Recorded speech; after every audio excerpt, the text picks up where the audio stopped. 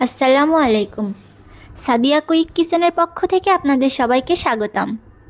আপনি কি জানেন রাসূল সাল্লাল্লাহু আলাইহি ওয়াসাল্লামের চরিত্র কেমন ছিল? হযরত আবু হুরায়রা রাদিয়াল্লাহু তাআলা আনহু থেকে বর্ণিত, রাসূল সাল্লাল্লাহু আলাইহি ওয়াসাল্লাম বলেছেন, তোমাদের মধ্যে সেই ব্যক্তি সর্বোত্তম যে ব্যক্তির চরিত্রের দিক দিয়ে উত্তম।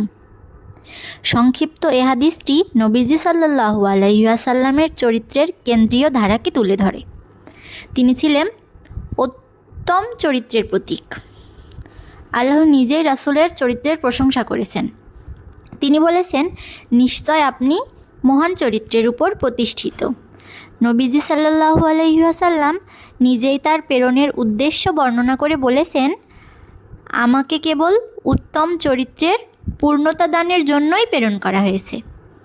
তাছাড়াও হযরত আনাস রাদিয়াল্লাহু তাআলা আনহু, যিনি 10 বছর নবীজির খাদেম ছিলেন, তিনি বলেন, আমি 10 বছর রাসূল সাল্লাল্লাহু আলাইহি ওয়াসাল্লামের খিদমত করেছি। এ সময় আমার কোনো কাজে কখনো শব্দটি পর্যন্ত বলেননি। কোনো কাজ করলে তিনি কখনো জিজ্ঞেস করেননি কেন এমন করলে, আর কোনো কাজ না করলেও তিনি জিজ্ঞেস করেননি কেন এমন করলে।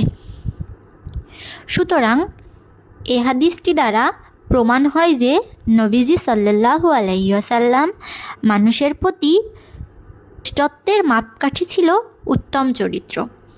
তার পুরো জীবনই ছিল দয়া, ক্ষমা, বিনয়, সহমর্মিতা, সত্যবাদিতা